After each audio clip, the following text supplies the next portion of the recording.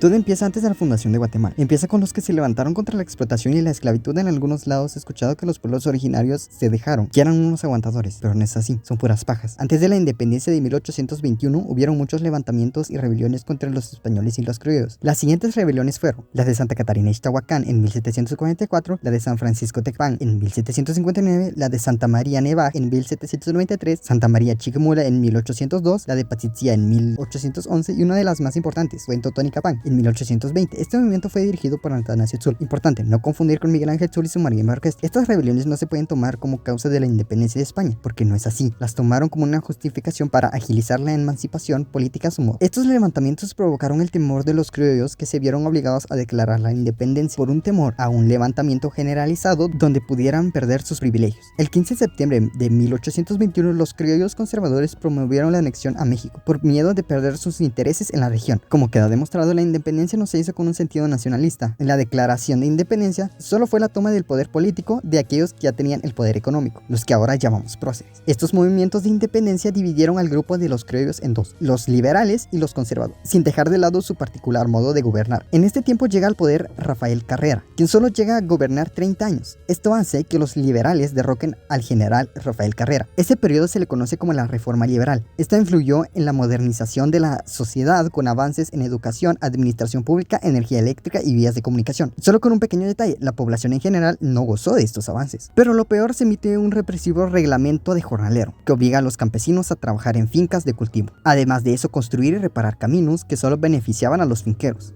Algunos que ni eran criollos, eran alemanes. De Justo Rufino Barrios, que solo del nombre era justo, porque no lo era, beneficiaba mucho a los finqueros. Muchos campesinos se resistieron a este sistema opresivo. Un ejemplo muy claro se dio en Quetzaltenango. Esto se dio en una fábrica de hilados. ¿Saben qué pasó con los líderes de esta resistencia? Pues fueron fusilados públicamente en la plaza de la municipalidad y fueron despojados de sus tierras como castigo. Esto sucedió en Cantel, el día 4 de septiembre de 1884. Lo curioso es que en todo el país existen bustos, una torre, escuelas, colonias, bases militares con el nombre de Justo Rufino Barrios. Pero ¿por qué con Rafael, quien fue el fundador de Guatemala, no es así? Esto es por algo llamado Protección de Nación de los Liberales. Dentro de este esquema de denominación está el sucesor de Barrios, el general Manuel Lisandro Barrías, quien concede más de 3,000 caballerías de buena tierra a una compañía. En 1898 llega al poder Manuel Estrada Cabrera. Era el sospechoso número 1 de haber mandado asesinar a su antecesor, el general Reina Barrios. Estrada Cabrera, además de permanecer 22 años en el poder, estableció un gobierno basado en el terror y firmó un contrato con la United Fruit Company. Recordemos que esta revolución liberal de Justo Rufino Barrios en 1871, Guatemala no había elegido un solo presidente sin la aprobación de los intereses norteamericanos. Este gobernante pone al servicio de la UFCO los ferrocarriles de Guate, arrendados en un plazo de 99 años. También cede el único puerto existente y todavía sigue. En 1906 entrega 5,000 caballerías de tierra fértil en el litoral del Atlántico y el Pacífico. Esta empresa, la cual es la United Fruit Company, tiene utilidades garantizadas y libres de toda clase de impuestos. Además de eso, en tiempos de la Primera Guerra Mundial se expropia la hidroeléctrica alemana. Los alemanes también invertían en Guatemala. Actualmente lo siguen haciendo. La hidroeléctrica fue entregada a la compañía gringa Electric Bond Share. De esta forma se monopoliza el servicio de la energía eléctrica. En 1920 el descontento por la dictadura del terror es derrocada y en su lugar Carlos Herrera, quien en otros aspectos se opone a las intervenciones de los gringos, al intentar recuperar la empresa eléctrica y declara la caducidad del contrato del ferrocarril. Recordemos que esto estaba arrendado a 99 años. Esto no le gustó a Estados Unidos y promueven un golpe de estado el 5 de diciembre de 1921. El nuevo presidente, el general José María Orellana, el cual lo podemos ver en el billete de un quetzal. Recuerden que les había dicho que habían caducado el contrato de los ferrocarriles. Pues este tipo volvió a la concesión de los ferrocarriles y les otorga más privilegios. Su mando se caracteriza por reprimir a los trabajadores de las fincas nacionales y de las plantaciones bananeras. Muere misteriosamente Orellana y lo sustituye el general Lázaro Chacón, quien continuó con la política entreguista de su antecesor. En este tiempo Guatemala se conocía como la República Bananera. Cabe aclarar que esto no era exclusivo de Guatemala, era de toda Centroamérica. Lázaro Chacón estira la pata de manera misteriosa y llega uno de los peores al cargo presidencial. Hablamos de Jorge Ubico. En ese periodo no se construyó ninguna escuela. Se imaginarán el nivel de analfabetismo. Tampoco habían buenos salarios ni en la ciudad ni en el campo. Se emitieron muchas leyes de carácter represivo. Las más populares fueron la ley de vialidad y en contra de la vagancia. Según Ludwig von Mises, hay que ver diferentes puntos de vista. Este es uno de los diferentes puntos de vista de los finqueros hacia el gobierno de Jorge Ubico. En 1933, el presidente de Guatemala, general Jorge Ubico, decreta la llamada Ley contra la Vagancia. Los indios sin tierra y sin trabajo están forzados por decreto a trabajar gratis 150 días al año en las fincas de café y en la construcción de caminos. La ley la elabora Erwin Paul Dieseldorf, propietario de 2.200 caballerías de tierra en Alta Verapaz. Él adapta para Ubico la ley de esclavitud de África alemana suroeste. El general Ubico consta: el indio significa riqueza cuando se sabe explotarlo, pero es un obstáculo para el desarrollo si no se sabe manejarlo. Ubico, der ließ sich von Hitler... Ah, Ubico. Se hizo regalar discos con música militar de Hitler. Una vez, con el barco Emden, vino hasta aquí una delegación militar y marchó por las calles de la ciudad de Guatemala. Na, wie nennt man das? Eine Abordnung kam bisher nach Guatemala rauf. Die marschierten durch die Straßen von Guatemala Hauptstadt. Fue un gran despliegue y una fiesta enorme. Es war ein Riesenaufwand. Es war ein enormes Fest.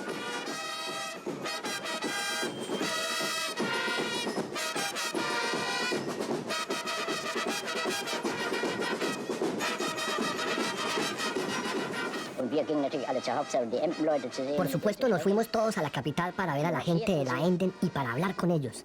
Después marcharon desde la avenida Reforma por toda la ciudad de Guatemala. Había un loco entusiasmo entre los guatemaltecos. Y después, 3 o 4 de estos marineros de la Enden fueron de una finca a la otra. A nosotros también nos visitaron y los festejamos. Fue increíble. Pero eso fue en los tiempos buenos de Hitler, cuando todo marchaba maravillosamente. No había desocupados y todo estaba en orden. Precisamente ahora, cuando leo las cartas de mis padres, entiendo lo que sufrieron entre ambas guerras mundiales. Por eso un Hitler tenía que llegar para levantar por lo menos algo. Hoy se censura todo y se dice que aquello fue una gran tontería o algo así. Pero si él no hubiera llegado, todo estaría roto. Lo que hizo entonces fue grandioso. En muy poco tiempo Alemania floreció. Pero la mayoría de la gente se olvidó de eso completamente. Todos a quienes conozco estuvieron completamente de acuerdo con Hitler. Después, cuando la cosa salió mal, se pusieron en contra. Eso es muy fácil. En cambio, yo digo siempre que hay que ser sincero. Y en este caso todos estábamos de acuerdo. Sin miedo a las autoridades no se puede mantener ningún orden.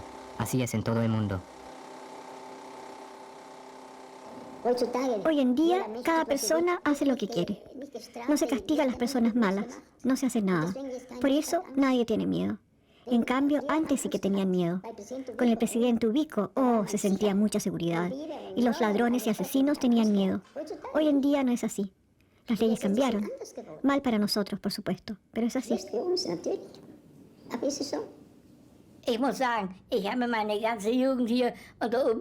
Tengo que decir que yo viví toda mi juventud bajo Ubico y me fue muy bien. Bajo Ubico regía el orden y la disciplina. Realmente eso se puede decir. Cuando alguien abría la boca y hablaba contra él, desaparecía inmediatamente.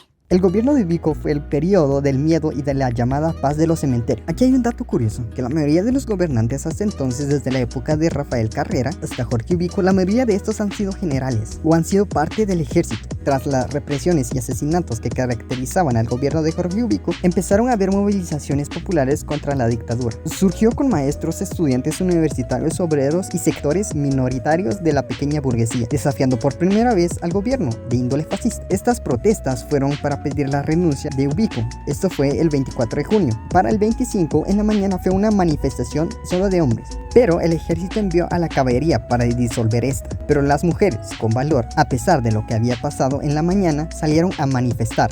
En esta manifestación muere la maestra Chinchilla. Esto detonó aún más el descontento. Como una semana después de este suceso, el general Ubico renuncia el 1 de julio de 1944. El último acto de Ubico fue dejar a un triunvirato compuesto por los militares Buenaventura Pineda, Eduardo Villagrán Gareza y Federico Ponce Baides. El miércoles 5 de junio de 1944, el general Federico Ponce Baides asume la presidencia. Este se vio obligado a convocar elecciones y acepta la formación de partidos políticos y permitir la organización cívica. Él mismo se postula como presidente en su propio partido político, entre otros partidos oportunistas. Ponce Baides sabe que no logrará hacerse con la presidencia de manera legal, así que empieza a perseguir a sus opositores. Uno de los partidos, llamado el Partido Renovación Nacional del Magisterio y de Frente Popular de Liberación de los Estudiantes Universitarios y Vanguardia de Sectores Populares e Intelectuales, propone al doctor Juan José Arévalo Bermejo. El 1 de octubre, Alejandro Córdoba, dueño y director de El Imparcial, el diario más importante de esa época, es asesinado y se convierte en el detonante del levantamiento armado del 20 de octubre. Al haber muerto Alejandro Córdoba, se piensa que Ponce Vaidés tomará el poder de manera ilegal y se convierte en el detonante del levantamiento armado del 20 de octubre. Se pensó en hacer un cuartelazo, pero no hubiera sido lo mejor, ni un golpe militar. Había que hacer un movimiento revolucionario, un movimiento en el cual participara el ejército y los civiles, para que el pueblo viera que había una unión. En ese entonces, el candidato Arévalo también había propuesto un levantamiento. Él fichó el día 15 de octubre, pero nadie lo apoyó. Lo que él no sabía es que se estaba conspirando otro movimiento el 19 en la noche.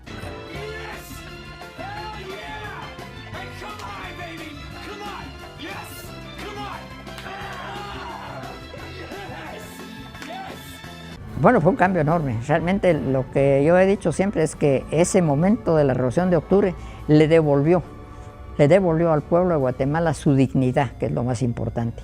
No había un plan de gobierno, había que votar al dictador y todo el pueblo quería naturalmente algo que intuía, que era la libertad. Pero cada quien piensa en la libertad de acuerdo a su condición de clase, de acuerdo con su posición, que es lo que lo hace tener una idea política. Y ahí, increíblemente, desde este momento, comienza la divergencia de qué hacer, qué gobierno hacer, qué gobierno formar, con quiénes. Naturalmente, los más aguerridos durante todo el tiempo que se fragó la revolución contra Ubico y después contra Ponce, fueron los estudiantes universitarios.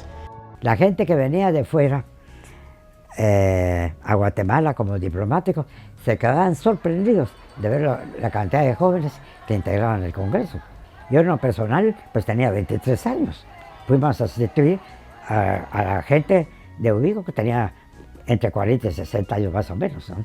A la Revolución de Octubre hay que verla con la falta de libertades que había tenido Guatemala durante los 22 años de Estrada Cabrera, los abusos y arbitrariedades del régimen también de Justo Rufino Barrios y de los presidentes que sucedieron a Justo Rufino Barrios, y la conversión que habían hecho de Guatemala siendo una de las principales repúblicas bananeras. Ya Ubico se quería reelegir, ¿verdad? Porque él había sido electo en 1931. En ese tiempo, ¿verdad?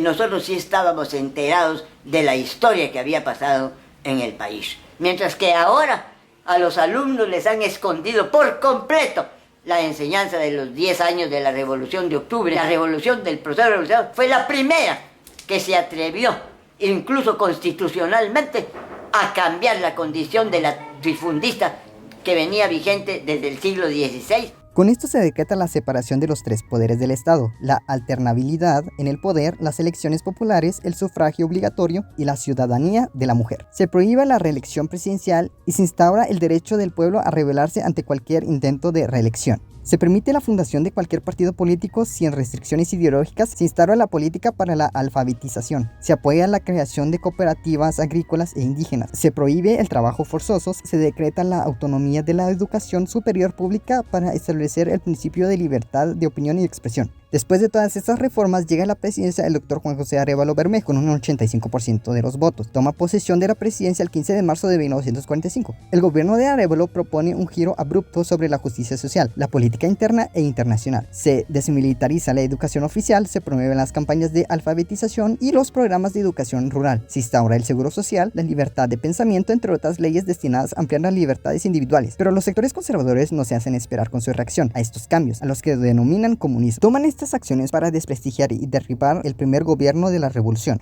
El anticomunismo crece. Primero germina, luego crece y se reproduce. Porque uno de los principales logros de Juan José Arévalo fue castigar con un pequeño impuesto a las tierras ociosas. Eso fue tildado de comunismo, de robo inconsecuente contra la propiedad privada. Y luego, cuando el Código de Trabajo también es promulgado, la histeria anticomunista cundió. O sea, habría que preguntarse qué es el anticomunismo, pues.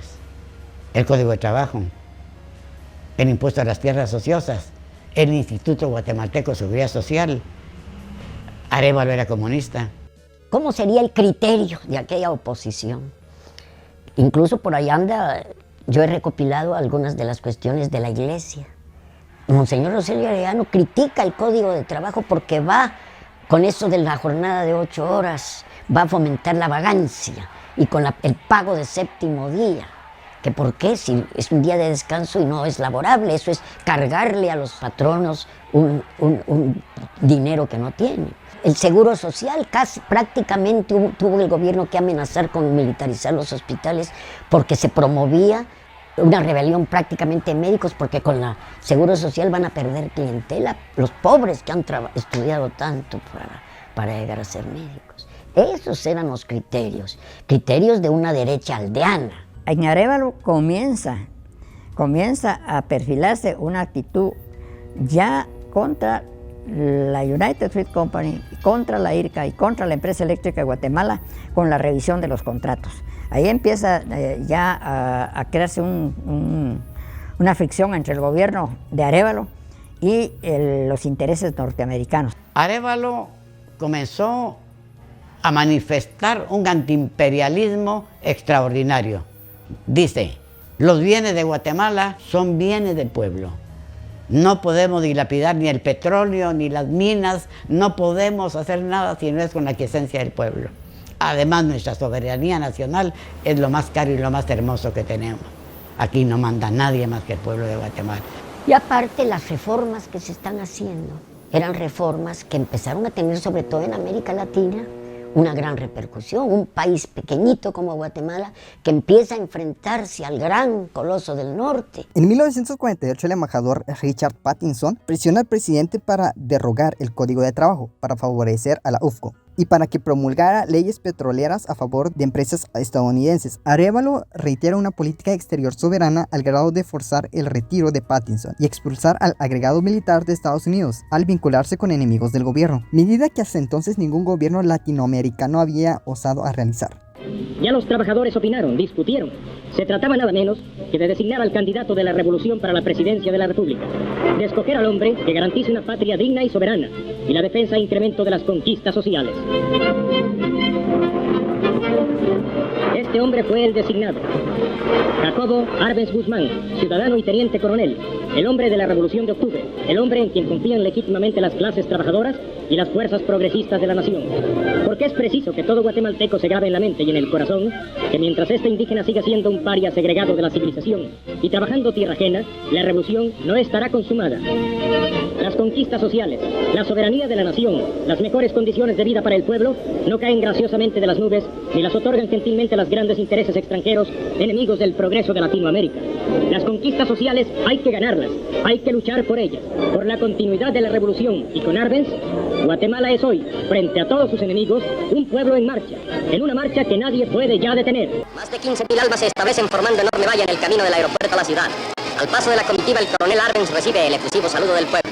Martí es recordado en exaltación simbólica a través de la lucha que encara la clase trabajadora. Ofrece a su auditorio un mensaje de salutación de todos los departamentos guatemaltecos. Con júbilo que raya en la locura, miles de hombres y mujeres se interponen al paso de la comitiva, vitoreando al candidato popular, al soldado de la revolución, al hombre en el cual confía Guatemala sus destinos de pueblo libre y soberano, de país progresista y generoso. Un campesino del departamento del Quiché traduce el discurso del candidato a la lengua quiché a los campesinos que desde lejanos rincones llegaron para tomar parte entusiasta en la 11ª concentración de la Alianza Popular Arbencista. Como corolario de este acto cívico de trascendental importancia para la vida política de Guatemala, el candidato de Unidad Nacional, coronel Arbenz, pronuncia conceptuoso discurso en el que enfoca realísticamente los múltiples problemas de las comunidades indígenas, de las unidades de producción y de la ciudadanía en general, proponiendo soluciones que tienen por base la reforma agraria democrática como fuente de prosperidad y bienestar para todos los guatemaltecos. El coronel Arbenz puntualiza en su discurso los aspectos más trascendentales de la vida nacional. Ofrece resolver el problema de la vivienda de los trabajadores, se refiere a la reforma agraria y a la justa retribución del trabajo. Con relación al capital extranjero, manifiesta que no se opondrá a él, en tanto que signifique progreso para el país y que no atente contra la soberanía nacional ni afecte derechos inalienables de Guatemala. Ofrece seguir tratando democráticamente aún a los enemigos que atacan por medios reprobables. Ofrece resolver el problema de las perapaces y manifiesta que cuidará de que el campesino indígena sea tratado con la justicia que hasta ahora se le ha negado. El coronel Arbenz, candidato del pueblo, enciende la esperanza en una vida más justa, más llevadera y más humana hasta el último rincón de Guatemala. El 15 de marzo de 1951, por primera vez en la historia de Guatemala, un presidente electo democráticamente entrega el gobierno a otro ciudadano también electo democráticamente como presidente. Me cabe el altísimo honor de recibir del pueblo y de los legítimos representantes de la nación el cargo de presidente de la República. El programa de Arbenz se plantea 3 objetivos fundacionales: convertir a Guatemala en una nación dependiente de economía semicolonial predominantemente feudal a un país capitalista moderno, económicamente independiente por medio de la redistribución de las tierras. Y el último objetivo, hacer que esta transformación fuera realizada de tal manera que trajera consigo la mayor elevación posible de nivel de vida de las grandes masas del pueblo. Se enfoca en la infraestructura económica y se propone recuperar mediante acciones concretas todo lo económico y políticamente perdido por la entrega de los gobiernos liberales. Estas acciones son para crear las competencias estatales y alcanzar la necesaria transformación económica para hacer de Guatemala un país capitalista. Si Arévalo no había gozado de simpatía en el régimen estadounidense, Arbenz pasa a ser el verdadero demonio comunista por haberse atrevido a atacar las dependencias económicas hacia los Estados Unidos. Es decir, había un poderío inmenso de una empresa extranjera, que también esa era la misma situación en El Salvador, en Honduras, en Nicaragua, en Costa Rica, en Panamá, en Venezuela, en las islas del Caribe, en Dominicana y en Cuba. Eran los mismos intereses de la United Fruit Company. Era un monopolio muy poderoso. Cuando se habla de que constituían un enclave bananero, pues sí, porque tenían control de todo. Thomas McCann fue el jefe del equipo de publicidad de la United Fruit Company por más de 20 años, que cuando supo el triunfo electoral de Jacobo Arbenz expresó estas palabras: Guatemala fue elegida como el lugar para las primeras actividades de desarrollo de la compañía porque una buena porción del país tenía tierra bananera de primera y porque en la época en que entramos en Centroamérica, el gobierno de Guatemala, Estrada Cabrera, era el más débil de la región, el más corrupto y el más manejable. En suma, el país ofrecía un clima ideal para inversiones y las ganancias de la United Fruit Company en la región florecieron durante 50 años. Entonces, algo malo ocurrió. Un hombre llamado Jacobo Arbenz fue elegido presidente.